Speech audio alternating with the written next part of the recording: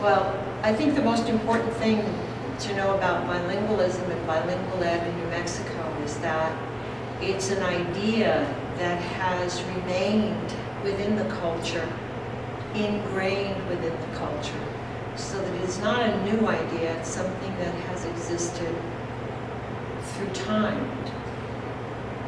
There are a lot of historical events that tell us that bilingualism and bilingual education are and have remained important in New Mexico. But when you think about humankind and how we come to be who we are, there's a lot of innate knowledge that gets passed down through centuries, through the oral tradition. And I really believe in my heart that bilingual education and the positiveness of it here in New Mexico comes from just a way of thinking through the generations. We always have a tendency to think about bilingual ed in the present and what the present issues are. But if you go back into history, among the Pueblo people who were here long before the Spaniards, bilingualism was a matter of fact. There was no lingua franca. There were 5 different languages. Actually, there were 7. And those languages were distinct. They were as distinct as Chinese and German. They weren't like the Romance languages, which were related. So like, for example, Zuni, the Zuni language is very much like the Basque language in that it's its own language, it's its own root, it's only spoken in that area. And yet Zuni was not far from Pueblos that spoke Tewa or Tiwa or Dowa, and those were kind of related. There were Uto-Aztecan languages, and then the Carries language. So these languages were very different, and yet people lived close by. So how did they communicate? How did they live?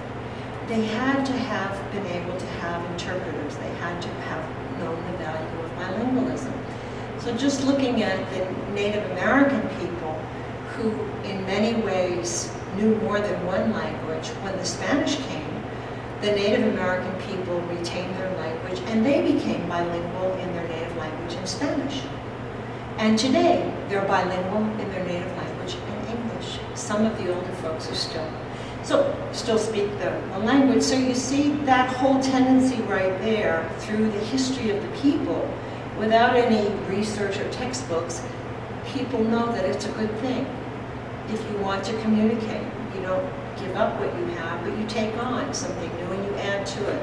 And it offers beautiful benefits to your people and to the culture, because you pick the best of all cultures when you come together. Either Coronado or Oñate came in. It was a bilingual settlement of New Mexico because they brought the Tlaxcalteca Indians with them, expecting everyone to be speaking Nahuatl, and they found out there were more languages. And now with the Spanish language, if you talk to people up north, older people or people through the generations, they've always known it's valuable to be bilingual, and they may not be very highly educated people, but it's inside of us here in New Mexico that bilingualism is good.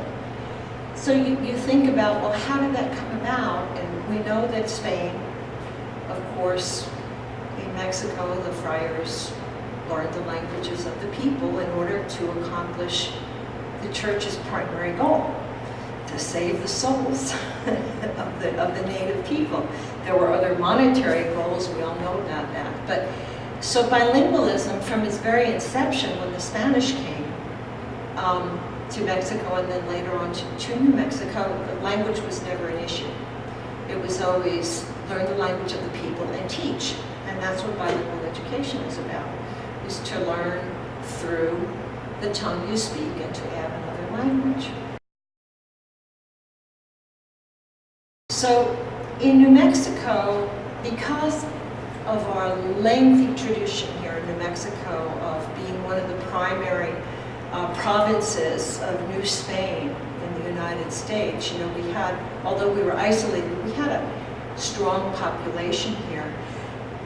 People were tied to the land, they received their land grants, and it was very much ingrained in the people in the north. They were not people who came to New Mexico landless. They came here and settled here and created their world, living their culture. And when other languages came in, such as the French trappers came in, the French trappers came and they kept their language and learned Spanish. There was never a sense of you cannot speak French here. It was always this idea of it's good to have another language. You welcome people with other languages, and the Spanish and the Pueblo lived very well together after a certain period. It was rough in the initial phases of the Spanish and the Native American, but later the Pueblo and the Spanish came to bond together more, especially along the Rio Grande, which is where all the settlements were. So anyway, then when the reason I was talking about that we were a landed people is that when English came into this territory, long before we became an official territory of the United States, the English language was recognized as something that people could see the movement of people and language, and innately English started to become incorporated into the territory. So the thing about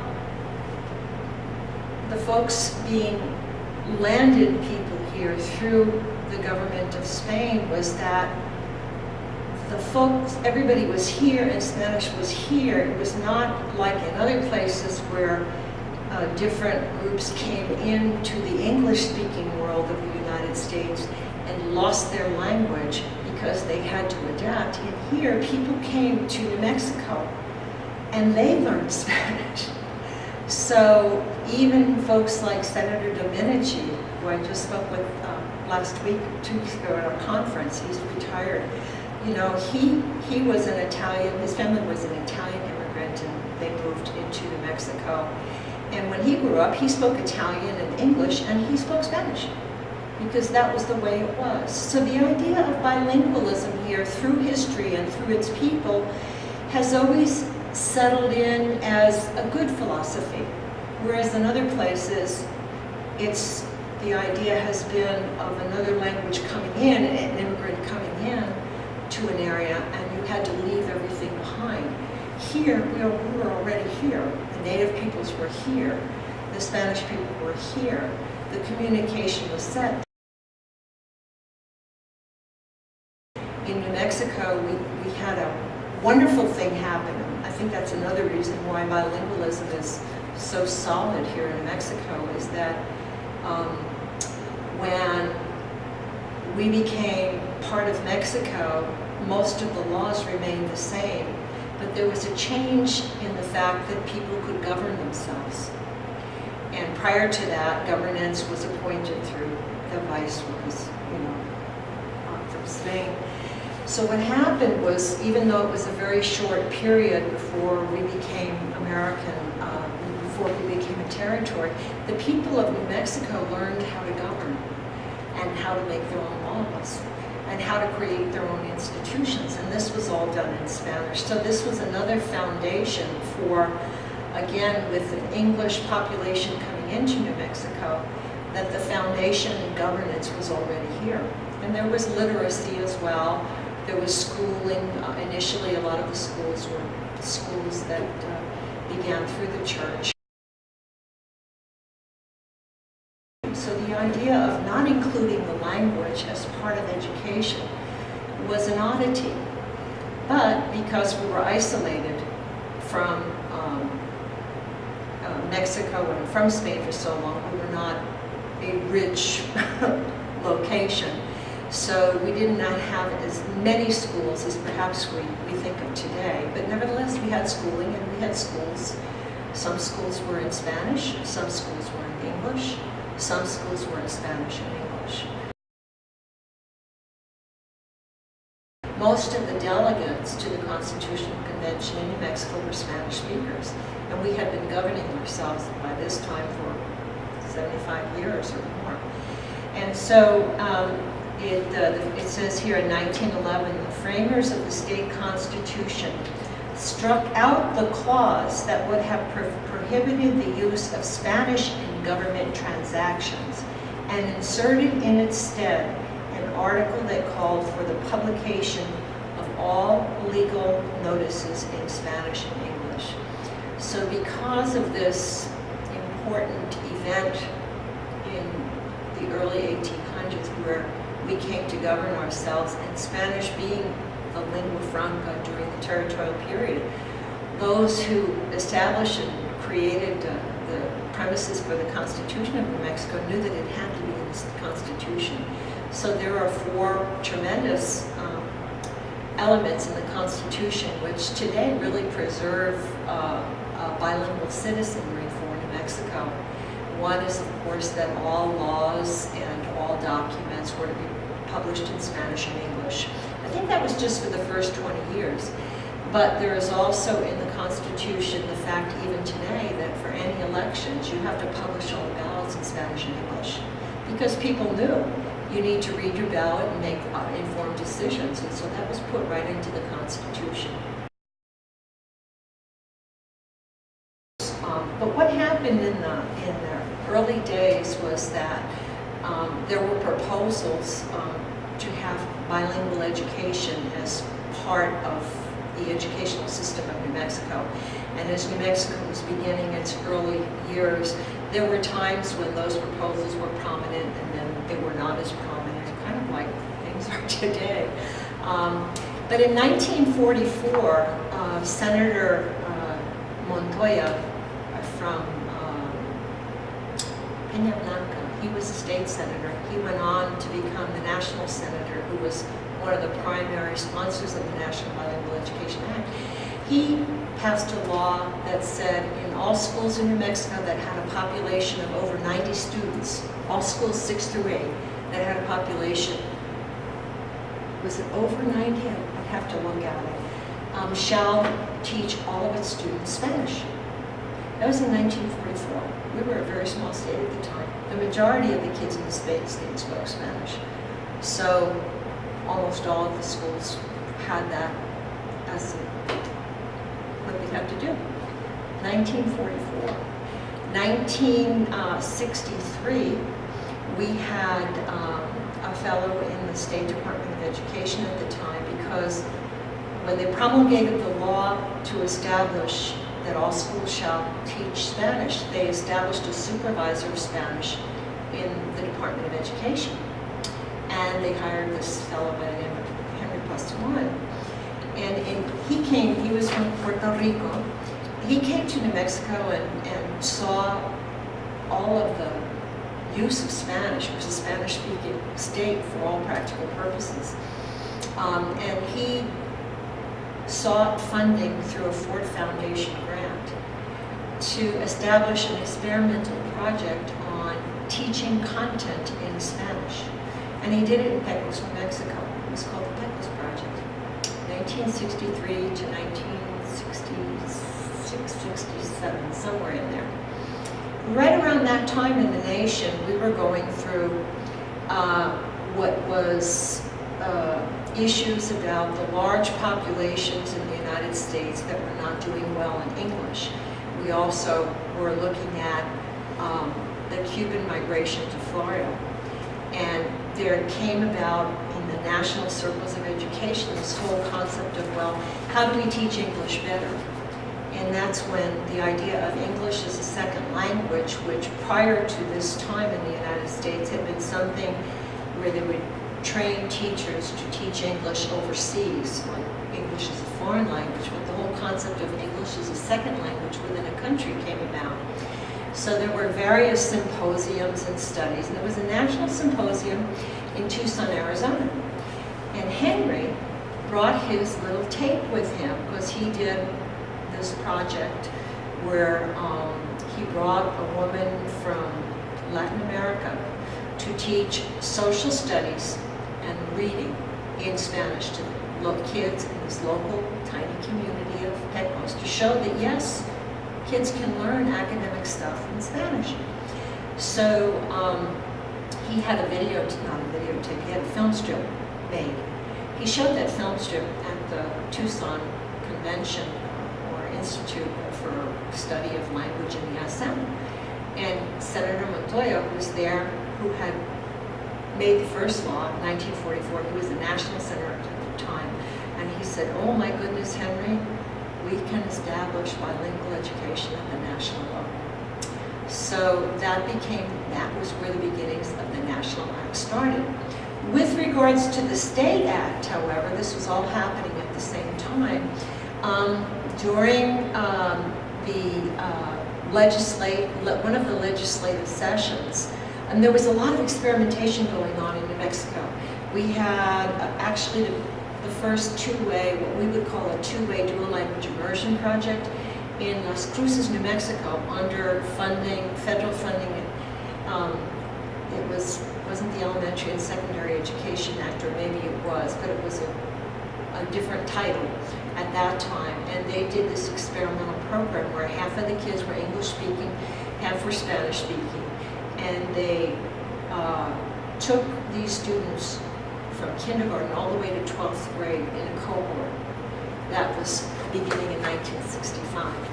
We had a program that began in West Las Vegas. And we were also doing a lot of experimentation with ESL from Florida. We were experimenting with Miami linguistics and English as a second language. So New Mexico was ripe for all of this experimentation. And there was a lot of good communication going on.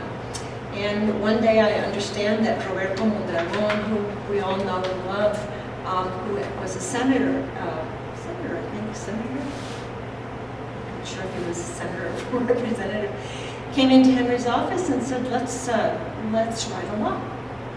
So he developed a law, and that was the very first bilingual law. That was in 1969. A couple of years after that, a few other senators and representatives, there was no money for it. It was just a law that says it's valuable and important to maintain the languages and the cultures of the state, to enjoy the richness of New Mexico, something like that. So another few legislators from the South who were concerned about the immigrant population who didn't speak any English from Mexico, so they wanted to provide funding. So they wrote a law, a modification to that first law, that really had a little funding with it, but it was only for kids who didn't speak any English, and once they got into English, there would be no more funding. 2 years after that, another fellow, Matias Chacon from Española, same thing. And Henry was involved in all of these things, so they knew if they wanted to talk to anyone, they would speak with him. He drafted the very first state bilingual law in 1973, which is the law we have today with a couple of amendments that we see now. And there was funding attached to it. But the beauty of that law, again, is this very same idea that you always hear in New Mexico, or you feel in New Mexico, that it's good and valuable for everyone to learn more than one language. This statute allowed bilingual education for immigrant students who spoke no English, as well as for native New Mexicans who may have lost some of their speaking abilities, or they may not have ever learned how to read. It was a very comprehensive law, and it did not exclude English-speaking children from participating. So that was the very first law that we had, that we still have today. But as you can see, it travels back through time. It travels back through a way of thinking here in New Mexico, going way back beyond just when we became a state, when we became a territory. It just goes way back. It's kind of a thinking we have here. Nowadays, the thinking is still there, but New Mexico is bringing in people from a lot of places who don't understand it.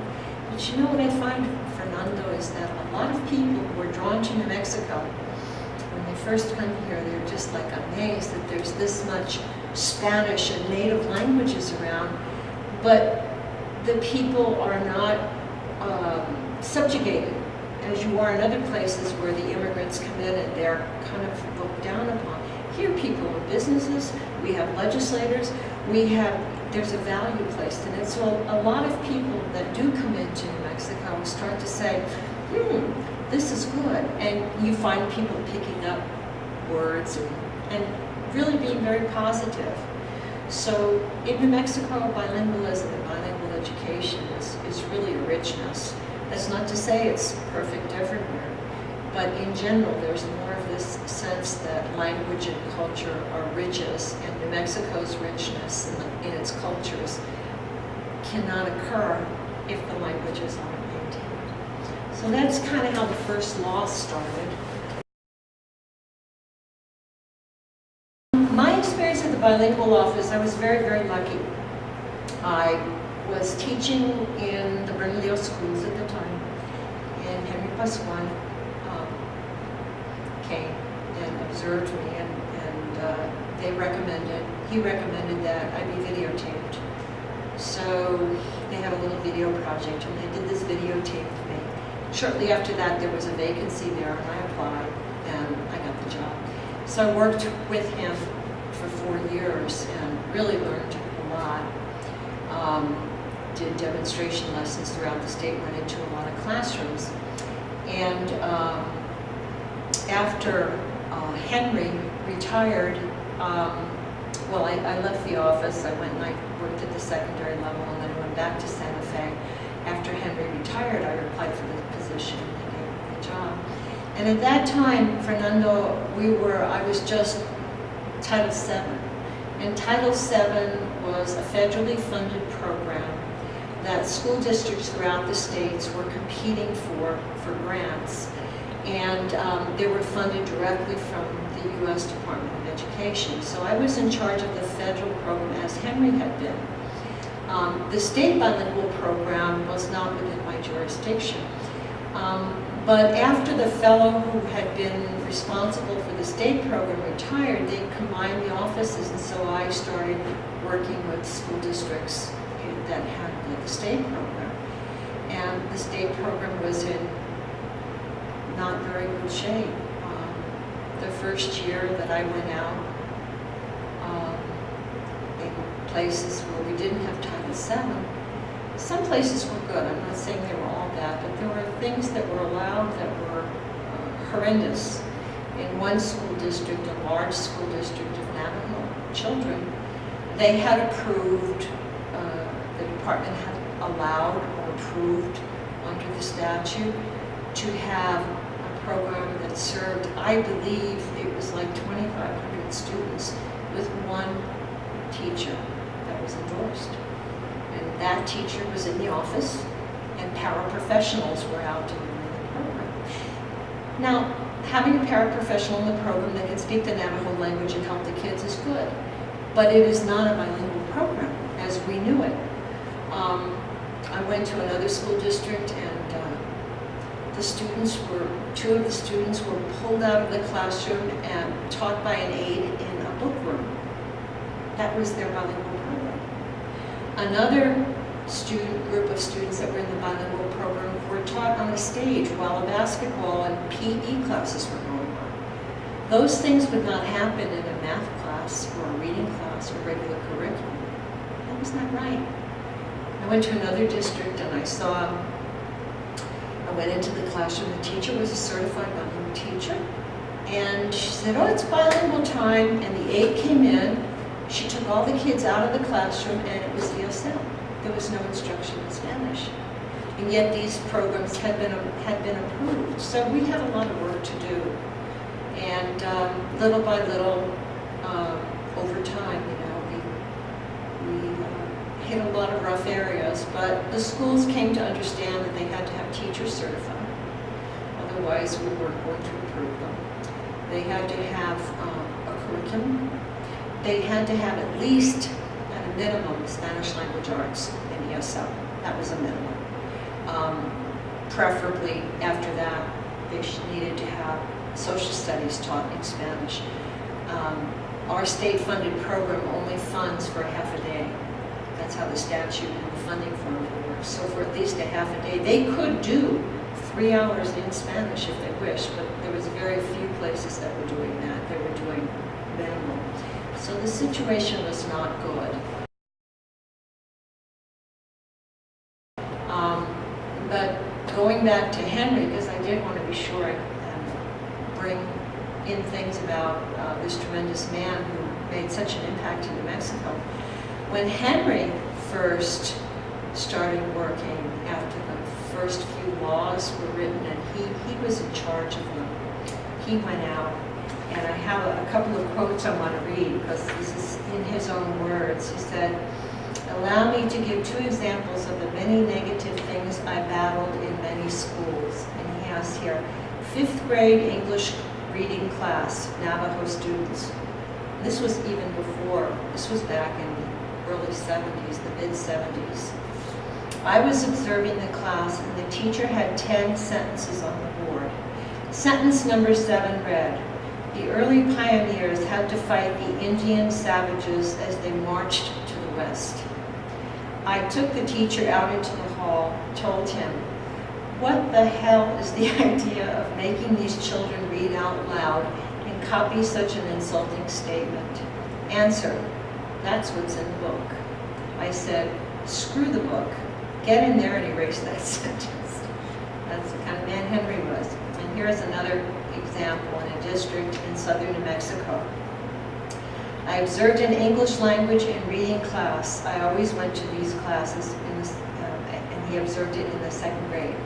Hispanic children were ignored or treated as if they were zeros. I took extensive notes on all the difficulties the kids were having and the inefficiency of the teacher. At the end of the day, we had an exit meeting with all the teachers at the Department of Education team had observed. When my turn came to report, I began reading all the items I had listed, and one teacher from the 2nd grade stood up and said, "Well, Mr. Pascual, I can't help it if these Mexicans are stupid."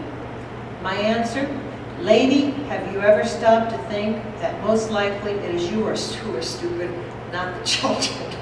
So this was the type of man that he was. He didn't put up with much. And being my mentor, I learned that that's what we had to do. We had to work hard and do whatever we could to bring some structure to the state program. The federal programs were always operating well because they wrote a proposal and they were funded based on what they wrote. So they had to implement what they said. But since the state program had not really been overseen very well for quite a few years, they were in very bad shape.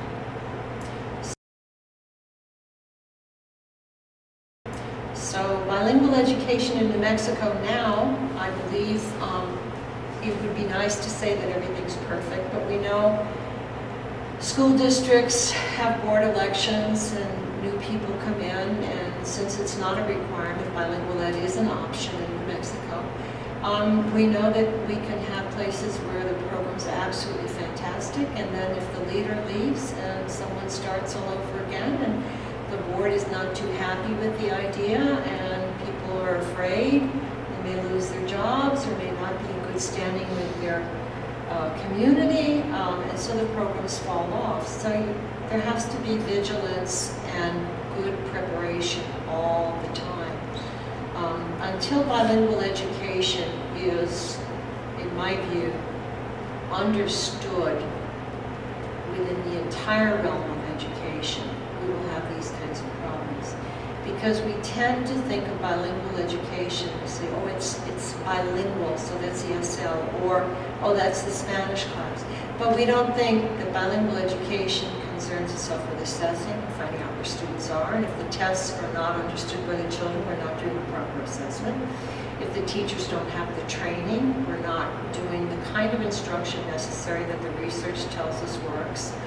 If there's no budget for instructional materials and the teachers have to make materials or they don't have enough materials, then the quality of the instruction suffers. If the idea of ESL and the teachers delivering ESL are just English-speaking teachers with no training, they're not helping the kids develop English in the way that we know works best. If you evaluate the program and the kids are not doing poorly, depending on how you're evaluating to look at the progress, it can show that the program hasn't succeeded or that the kids are not getting anywhere. And now the newest term is long-term English language learners. We know it takes a long time to learn a language, but using the term LT, ELL, sends a message that, oh, these kids can never learn English. And in the meantime, unless we have that high quality caliber of instruction in the native language, not only are they not acquiring English, but they're not getting the basics that they need to get to develop the understandings of the concepts. So, one bright spot, of course, are the dual language immersion programs, which, as we said earlier, the key there is that there has to be a high caliber on both sides. And in the dual language immersion programs, that's the bottom line. You can't have them unless you have support of the parents, you have the teacher who can deliver academic content in the language as well as the English language, and the good materials and the good evaluations. So bilingual education has so many promises for native speakers of another language, but certainly for English speakers as well, because both groups of kids see that they each have something to offer and they can each learn from each other. And both groups of kids have the opportunity to learn in their language as the curriculum is presented and as they go through.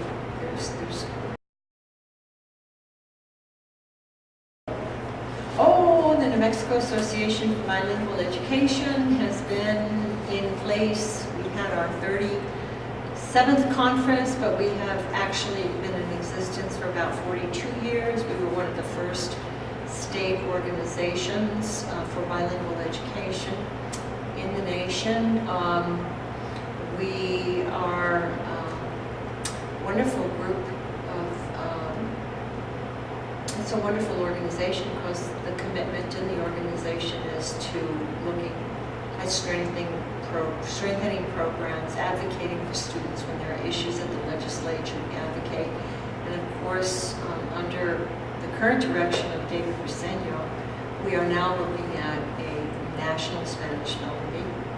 New Mexico actually was the founder of the state Spanish spelling bee through a fellow by the name of Juan Sanchez down in Gadsden. And we've had our state spelling bee for quite a while. I don't think there's another state in the nation that has a Spanish spelling bee. We're starting a national bee, starting small, encouraging any districts that may wish to send their top spellers. And we'll call that the national bee. Hopefully that New Mexico, serving as a model, can help those other states establish strong state Spanish spelling bees. But yeah, the state bilingual organization is nonprofit and it has been around for a long time, and people involved in it are very committed to doing whatever we can with nonprofit funding to move issues forward. We work very well with liaisoning, with the state bilingual advisory committee, dual language education in New Mexico, and of course the state office, bilingual education.